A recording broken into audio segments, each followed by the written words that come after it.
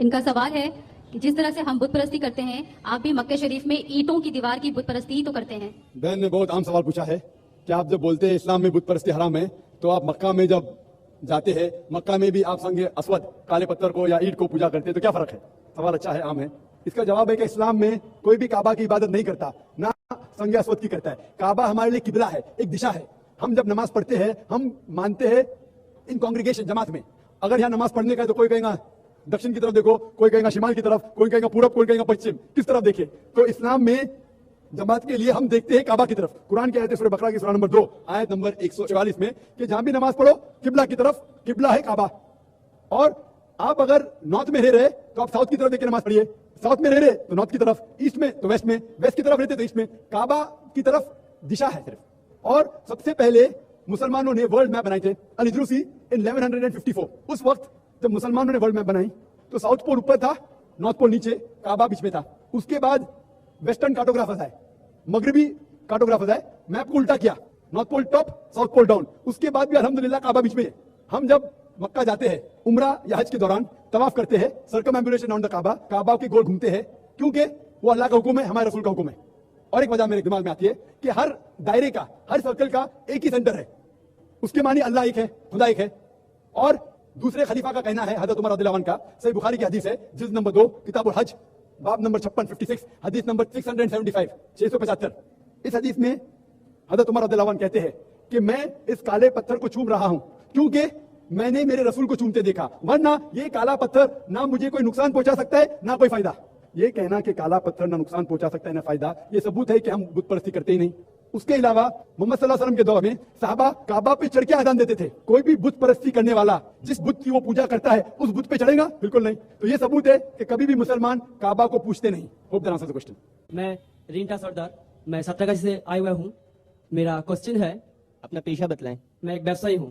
ذاکر نائک سے میرا کوسچن ہے، ہر دھرم میں یہ بولا گیا ہے شادی کرنے کے لیے لڑکا اور لڑکی کو پراپت ویش کو ہونا چاہیے، یعنی بالغ. تو دیکھا گیا ہے اور یہ بھی کہا گیا ہے مسلم لوگوں کے لیے کہ مسلم لڑکا اور لڑکی کو شادی کرنے کے لیے گھر کے بزرگ سے اجازت لینا پڑتا ہے. مگر اکثر دیکھا جاتا ہے کہ یہ بالغ گھر سے بھاگ کے اپنا بزرگ سے اجازت نہ لے کے دوسری جگہ جا کے شادی کرتا ہے، اور وہ شادی ہوتا ہے کسی مسجد یا کسی امام کے پاس. یہ صحیح ہے یا غلط؟ بھائی صاحب کا 2 سوال تھا. پہلا سوال کہ اسلام میں شادی ہونے کے لیے لڑکا اور لڑکی بالغ ہونا ضروری ہے؟ بے شک بالغ ہونا ضروری ہے. دوسرا سوال کہ آج کل بہت سے نوجوان بالغ لڑکا لڑکی گھر سے بھاگتے ہیں، یہ ضروری ہے کہ ماں باپ کی اجازت لینا چاہیے شادی کے لیے، بھاگ کے پھر مسجد میں شادی کرتے کہاں تک صحیح ہے؟ بھائی صاحب اسلام میں ماں باپ کی اجازت فرض نہیں ہے، بہتر ہے. اگر آپ والدین کی اجازت لے کے شادی کرتے ہیں تو بہتر ہے، فرض نہیں ہے. یہ میں نے میرے تقریر میں بھی کہا ہوں.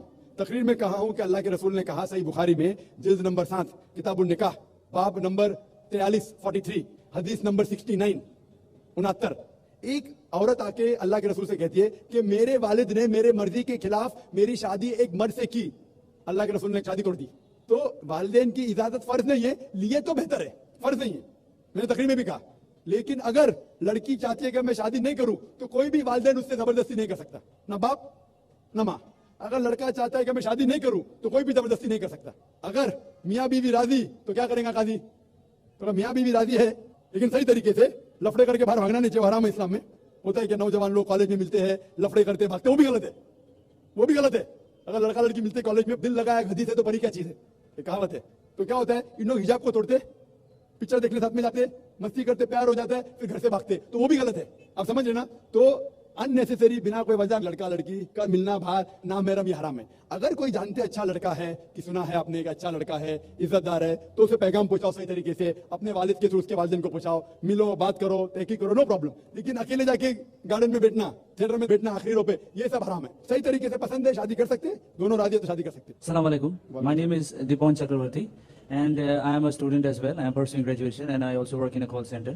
And my question is, why is it important for a woman to marry a third party if she wants to go back to her first husband after her first husband has given her talaq? بھائی صاحب کا سوال تھا کہ ضروری کیوں ہے کہ اگر ایک عورت اپنے شوہر کے ساتھ طلاق ہو جاتا ہے تو اسے دوسرے سے تھرڈ پارٹی سے شادی کرنا ضروری کیوں ہے پہلے شوہر سے واپس کرنے کے لیے؟ یہ سوال ہے. سوال ابھی دوہرایا، جواب دے رہا ہوں میں. یہ لوگوں کو غلط فہمی ہے کہ اگر میاں بیوی کا طلاق ہوتا ہے اور اگر وہ پھر سے شادی کرنا چاہتے ہیں, یہ غلط فہمی ہے لوگوں کی کہ اس کو تیسرے سے شادی کرنا فرض ہے. قرآن میں صاف طور پہ لکھا ہوا ہے سورہ بقرہ میں سورہ نمبر 2 آیت نمبر 228 سے لے کے 242 تک طلاق کا پورا ڈیٹیل دیا گیا ہے, کس طریقے سے طلاق دیا جاتا ہے. پہلے میں نے کہا تھا کہ آپس میں سمجھوتا ہونا چاہیے, نہیں ہوتا ہے تو گیٹ این آربیٹر, ایک بڑے کو بلاؤ, شوہر کی طرف سے بیوی کی طرف سے سمجھوتا کرو, نہیں ہوتا ہے تو طلاق بولنے کے بعد عدت کے 3 ماہ ہے. قرآن میں لکھا سورہ بقرہ سورہ نمبر 2 آیت نمبر 228 کہ 3 ماہ, 3 مہینے, 3 menstrual cycle is the period of عدت. 3 مہینے کے بعد the divorce is completed. لیکن 3 مہینے کے درمیان اگر میاں بیوی واپس میں رجوع ہونا چاہتے تو ہو سکتے, طلاق نہیں ہوتا ہے. لیکن اگر 3 مہینے تک رجوع نہیں ہوتے اور الگ ہو جاتے اور 1 سال بعد انہیں خیال آتا ہے ارے ہم نے غلط کیا, ہم پھر سے شادی کرنا چاہتے ہیں, تو قرآن کی آیت ہے سورہ بقرہ سورہ نمبر 2 آیت number 232 do not prevent the woman from marrying the former husband. آپ عورتوں کو اپنے پرانے شوہر سے شادی کرنے سے مت روکیے. تو وہ عورت پھر سے اپنے پہلے شوہر سے شادی کر سکتی ہے, لیکن نیا نکاح نیا مہر, نیو میرج نیو مہر. No, no, no. What you are saying is a misconception. I'll come to it. لوگ سمجھتے حلالہ کی ضرورت ہے, حلالہ جیسی کوئی چیز قرآن میں ہے نہیں, میں اس کو پڑھاؤں گا. لیکن پھر سے شادی کرنے کے بعد پھر سے ان لوگ زندگی بسر کرتے ہیں, 3-4 سال بعد پھر سے کچھ نااتفاقی ہوتی ہے, پھر سے طلاق. وہی طریقے سے سمجھوتا کرو, بڑے کو لے کے آؤ, طلاق بولو, 3 ماہ رکو, پھر جاؤ. پھر سے 2 سال بعد یاد آتا ہے نہیں واپس سے رہیں گے, پھر سے شادی کر سکتے ہیں, پھر نکاح, پھر مہر, پھر سے جھگڑا ہوتا ہے. پھر تیسری بار اگر طلاق ہوتا ہے تو اللہ تعالیٰ فرماتے سورہ بقرہ سورہ نمبر 2 آیت نمبر 230 میں کہتے ہیں کہ تیسری بار اگر طلاق دیں گے تو فائنل. اس کے بعد آپ پھر سے میاں بیوی نے جب تک آپ تھرڈ کو نہیں میری کریں. اس میں کیوں, یہ شادی بیاہ گڈا گڈی کا کھیل تھوڑی ہے. بچپن میں گڈا گڈی کا کھیل میں شادی کرو پھر سے طلاق دو, ایک دن میں 10 بار شادی کر سکتے, برابر نا. یہ زندگی گڈا گڈی کا کھیل تھوڑی ہے. 3 مہینے لگتا ہے طلاق کے لیے, اتنا ٹائم لگتا ہے.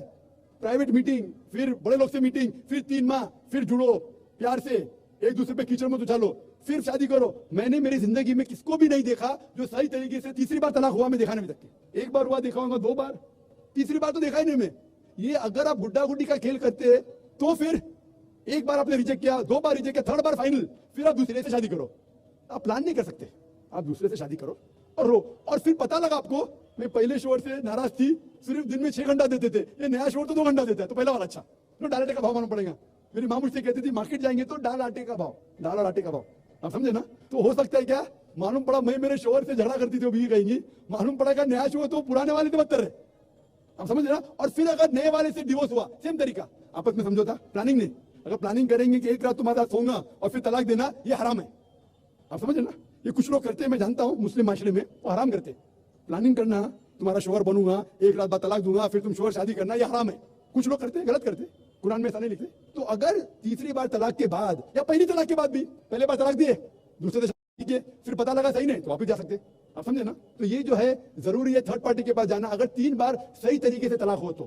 اسلام میں اتنی چھوٹ ہے ماشاءاللہ, اور اتنا صحیح مذہب ہے, it's the most practical way of life. My question is Muslim woman is liable for the maintenance long life after divorce? بھائی صاحب کا سوال ہے کہ اسلام میں خواتین کو طلاق کے بعد, ڈیورس کے بعد لائف لانگ مینٹیننس ملتا ہے کیا. اسلام میں جو حقوق ہے خواتین کے وہ الحمدللہ اتنے اچھے ہیں کہ تمہارے لائف لانگ مینٹیننس اچھے. انڈین لا میں لائف لانگ مینٹیننس ہے. کچھ سال پہلے کتنا دیتے تھے, 400-500 روپے, اور کتنا ابھی ذرا بڑھ گیا گا. وہ کیا ہے, اسلام میں مہر ہے. مہر مطلب شادی کے ٹائم پہ ہی مہر مقرر کر سکتے. قرآن کی آیت ہے کہ آپ سونے کا پارٹ بھی دے سکتے. کون سے انڈین کورٹ میں سونے کا پارٹ دیتے, لائف لانگ مینٹیننس. تو اسلام کے اندر مہر ہے. مہر کی کئی وجہ ہو سکتی, وہ مہر لے کے اپنے والدین کو دے سکتی ہے, اپنے لیے فیوچر کی رہ سکتی ہے, طلاق کے بعد کام آ سکتا ہے. لیکن جب طلاق ہوتا ہے تو عدت کے درمیان جو 3 ماہ ہے اس کا مینٹیننس شوہر دیتا ہے. اگر ماں پیٹ سے ہے تو جب تک وہ بچہ جنم دیتی ہے اس ٹائم تک اس کا مینٹیننس بھی ہوتا ہے. اور اگر بیوی کے پاس بچے ہیں تو جب تک بچہ بالغ ہوتا ہے اس ٹائم تک بچے کا مینٹیننس شوہر دے گا. لیکن لائف لانگ کیوں نہیں, کیونکہ اسلام میں مہر تو اس کا ہے, وہ مہر کچھ بھی پوچھ سکتی ہے, اگر کم پوچھتی تو اس کی غلطی, مہر تو مل گیا. کیونکہ ڈیورس ہونے کے بعد عورت واپس سے نہیں شادی کر سکتی. اس کے بعد اللہ کے رسول کہتے ہیں کہ سب سے بہترین وہی چیریٹی میں جو ماں باپ اپنی ڈیورس بیٹی کو اچھے سے دیکھ بھال کرتے. تو ماں باپ دیکھ بھال کر سکتے, بھائی کر سکتا ہے, بھائی نے کرا تو معاشرہ کرے گا, معاشرہ نے کرے تو اسلامک اسٹیٹ کرے گی. اور اگر کہیں گے کہ شوہر کو دینا چاہیے تو مجھے ایک نیا لیکچر دینے پڑے گا, مینز رائٹس ان اسلام, آدمی کے حقوق. کیونکہ امیجن اس کو مہر بھی دینے کا ہے, عدہ کا مینٹیننس بھی دینے کا ہے, لائف لانگ بولیں گے, وہ نئی شادی کرے گا اس کو نیا مہر دینے کا. آدمی پہ ظلم تھوڑی کرنا چاہتا اللہ تعالیٰ. تو آدمی جب مہر دیا, اگر ڈیورس ہو گیا, عورت کا تو اتنے خیال رکھنے والے لوگ ہیں, باپ ہے, بھائی ہے, یا بیٹے ہے, معاشرہ ہے, وہ نہیں شادی کر سکتی. उसका नया शौहर उसको दूसरा मेहर देगा। ये आदमी जो डिवोर्स हो गया वो जब नई शादी करेगा उसको नया मेहर देने का, तो नया मेहर देने का पुराने बीवी को मेंटेन करने का तो मुझे नया लेक्चर देने पड़ेगा मेन राइट्स इन इस्लाम, आदमी के हुकूक। तो अल्लाह ताला जस्ट है, बराबर है, औरत ऊंची नहीं है आदमी से, आप समझे ना। तो इसीलिए अल्लाह सुब्हानहू व तआला ने सही इंतजाम किया है, लेकिन खवातीन का ख्याल भी रखा है कि अगर उसको जरूरत पड़ी तो माशरे के दूसरे लोग उसका ख्याल रखेंगे। बिस्मिल्लाहिर्रहमानिर्रहीम, अस्सलाम वालेकुम वरहमतुल्लाहि वबरकातुहू। उम्मीद करती हूँ हमेशा की तरह आपको आज की वीडियो भी अच्छी लगी होगी और आपकी मालूमात में इजाफा हुआ होगा। अगर आपको वीडियो पसंद आती हो या कोई चीज़ अच्छी या बुरी लगती हो तो कमेंट करके लाजमी बताया करें। अगर चैनल पर नए होते हैं तो चैनल को काइंडली सब्सक्राइब कर लिया करें ताकि हर नई आने वाली वीडियो को नोटिफिकेशन सबसे पहले आपको मिले। और इसके साथ साथ वीडियो को शेयर ज़रूर किया करें, क्योंकि हम इस्लाम की जो बातें हैं, इस्लाम की मालूमात लोगों तक पहुँचाने की कोशिश कर रहे हैं, तो इसमें आप भी हिस्सा डालें और सदका खैरात का और नेकी का ज़रिया है। डॉक्टर जाकिर नाइक से किए गए चंद सवालात में से सबसे अहम सवाल था जो बहुत ही अहम था, और एक दफ़ा तो मेरे जहन में भी सवाल आया कि लड़की ने बहुत ही लॉजिकल सवाल किया है। उसके मुताबिक कहना था कि जैसे हम हिंदू हैं, अल्हम्दुलिल्लाह मैं तो मुसलमान हूँ, और हिंदू औरत ने सवाल किया कि हम हिंदू हैं तो हम पूजा करने के लिए एक मूर्ति की पूजा करते हैं जो कि पत्थर या मिट्टी से बनी हुई है।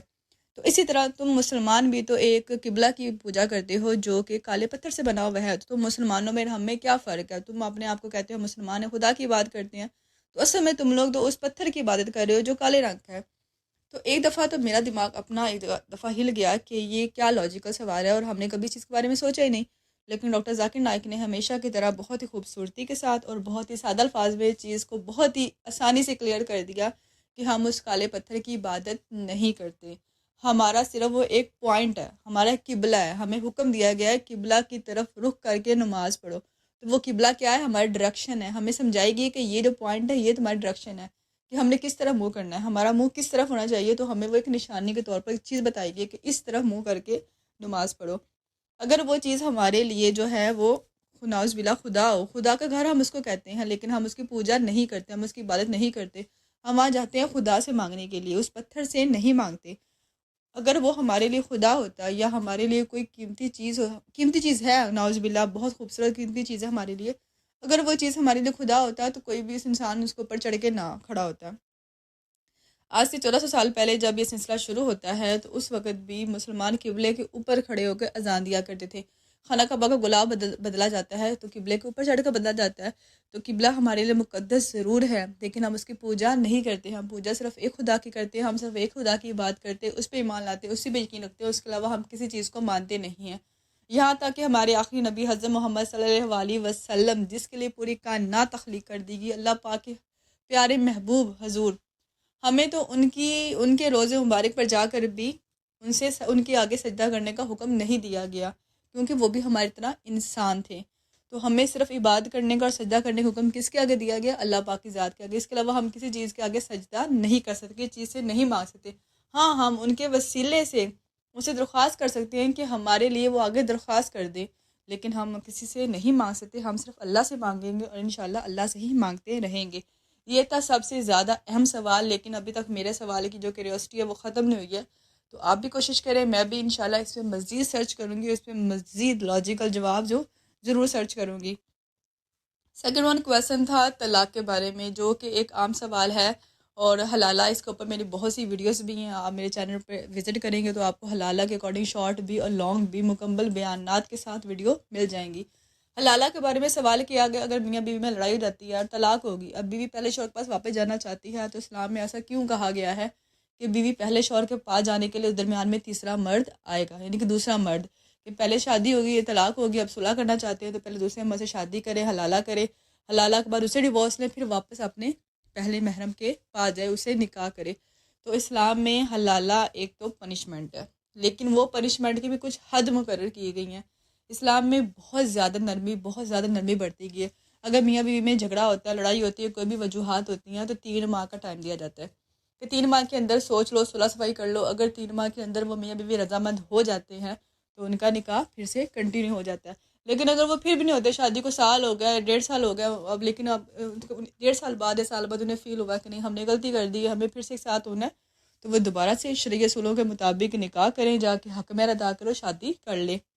ठीक है। इसी तरह 2 से 3 बार ये सब करने का हुक्म है, यानी कि एक दफ़ा शादी कर ली, ठीक है, لیکن طلاق ہو گئی، پھر سال بعد انہیں خیال ہے کہ ہم نے غلطی کری ہے، سال بعد پھر دوبارہ سے انہوں نے حق مہر ادا کیا، نکاح کیا، سارے رسومات ادا کی جو اسلام کی ہیں، اس کے بعد جی انہوں نے شادی کر لی، تو دوسری بار بھی پھر سے جی کچھ عرصہ گزارا ہے، پھر سے جو ہے آپس میں لڑائی جھگڑا ہو گیا، کچھ وجوہات کی بنا پر طلاق ہو جاتی ہے۔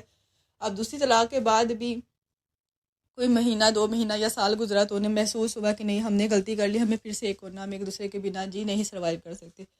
تو تیسری بار جب انہوں نے پھر سے وہی غلطی کی تو تیسری بار پھر سختی سے حکم دیا کہ تیسری بار وہ عورت تمہارے لیے حلال نہیں ہوگی، اس کو پھر تمہیں اپنے لیے اگر حلال کرنا ہے تو پھر وہ عورت پہلے کسی اور مرد سے شادی کرے، اس کا حلالہ کرے، حلالہ کے بعد اسے طلاق لے، اپنی عدت پوری کرے، عدت کے بعد وہ واپس اپنے پہلے محرم کے پاس نکاح کرے، دوبارہ اس کے پاس جائے۔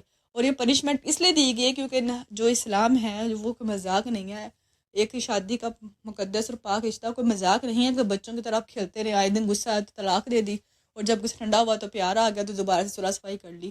تو ایک سوچ سمجھ کا بڑا ہی خوبصورت رشتہ ہے، تو اس کو مذاق بنانا بھی تو ایک غلط ہے۔ تو اس مذاق کے طور پہ پنشمنٹ کا نام جو حلالہ دیا گیا، اور کوشش کریں کہ اس سے بچیں، ہمیشہ غصے پہ کنٹرول رکھیں، اگر غصہ آ گیا تو ایک دوسرے سے دوری اختیار کر لیں، جگہ چینج کر لیں، گھر چینج کر لیں، کچھ دیر کے لیے علیحدہ ہو جائے، تاکہ خاموشی میں جا کے دماغ جب پرسکون ہو تو پھر اپنی زندگی کے بارے میں سوچے کہ آیا مجھے قدم اٹھانا چاہیے کہ نہیں اٹھانا چاہیے، ٹھیک ہے۔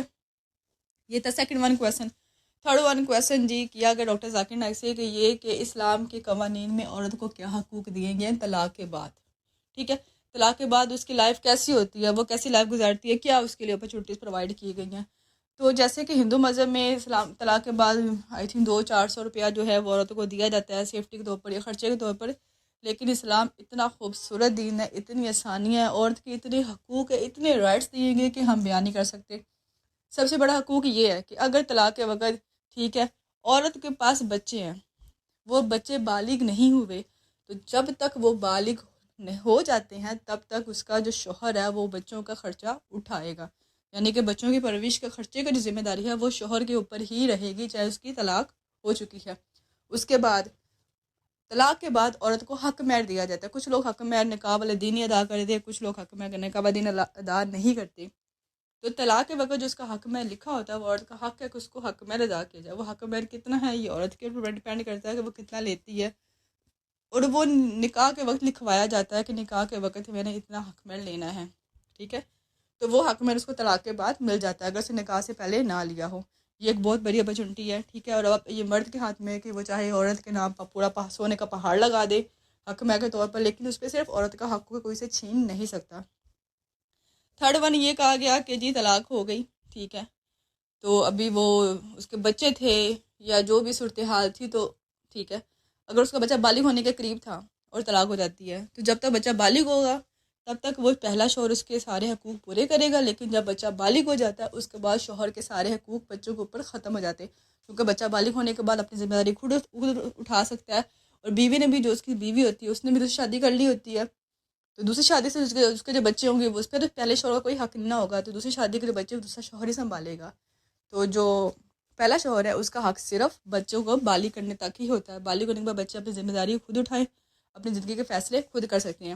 اچھا مجھے ایک اہم بات یاد آئی کہ بہن نے سوال یہ بھی کیا تھا کہ جی ایک بھائی نے سوال کیا تھا کہ اسلام میں جی ماں باپ کی رضامندی سے شادی کی جاتی ہے، اور اگر ماں باپ رضامند نہ ہوں تو لڑکا لڑکی بھاگ کر بالغ ہو جاتے ہیں اور بھاگ کر شادی کر لیتے ہیں، اور ہمارے جو مولوی حضرات ہیں مسجد کے اماموں ان کی شادیاں کروا دیتے ہیں، تو کیا یہ جائز ہے؟ تو قرآن مجید میں کہیں بھی نہیں لکھا کہ لڑکا لڑکی جو بالغ ہے وہ ماں باپ کی رضامندی سے شادی کرے۔ ہاں ہمارے ماں باپ ہمارا فرض ہے ہم ان کی رضامندی سے شادی کریں، ایک اچھا خوشی کا موقع ہے، لیکن اگر ہمارا دل ولنگ نہیں ہوتا، اگر ہم چیز پہ رشتے پر نہیں مان رہے، یعنی کہ ایک لڑکی کی زبردستی ایک جگہ شادی کر دی جائے، نکاح کر دیا جائے، اور اس پہ وہ لڑکی رضامند نہیں ہے تو وہ نکاح قبول نہیں ہوتا۔ مجھے ایک مکمل واقعہ ابھی تک صحیح یاد نہیں ہے، لیکن حضور صلی اللہ علیہ وسلم کے پاس ایک لڑکی آئی تھی، اس نے آ کے عرض کیا کہ یا رسول اللہ میرا نکاح زبردستی کا آدمی سے کروا دیا گیا، میں اس کو پسند نہیں کرتی ہے، مجھے وہ اپنے محرم طور پر قبول نہیں ہے، تو حضور نے اسی وقت حکم دے دیا کہ تمہارا نکاح نہیں ہوا، تمہارا محرم نہیں ہے، یعنی کہ اسلام میں اتنی آزادی اور اتنی عورت پہ جو ہے وہ نرمی بڑھتی گئی ہے کہ اگر عورت رضامند نہیں ہے تو اس کا نکاح قبول نہیں ہوتا۔ تو پیرنٹس زبردستی اور بچیوں کے نکاح کر دیتے ہیں، سگنیچر کروا لیتے ہیں یا تھم لگوا لیا جی نکاح ہوگا تم اس کی بیوی ہو، تو اسلام میں ایسا نکاح ہے ہی نہیں۔ اسلام نکاح رضامندی کا نام ہے، اگر لڑکی رضامند ہے یا لڑکا رضامند ہے تو ہی نکاح ہوگا، اگر دونوں رضامند نہیں ہے تو نکاح نہیں ہوتا۔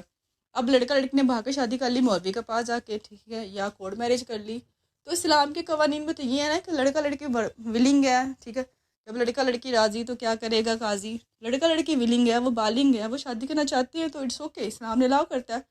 पेरेंट्स की रजामंदी फ़र्ज़ नहीं है, लेकिन ज़रूरी है। अगर आप अपने पेरेंट्स को इम्पोर्टेंस देते हैं, ठीक है, आप उनको ऐड कर लो। अगर वो नहीं मानते तो आपने शादी कर लिया तो ये कोई गुनाह नहीं है, ये शादी ही है और इस्लाम इस चीज़ को अलाउ करता है। यही थी आज की वीडियो। अगर आपको वीडियो अच्छी लगी हो तो प्लीज़ इसको लाजमी शेयर करिएगा और चैनल को लाजमी सब्सक्राइब करिएगा। जज़ाकल्लाह।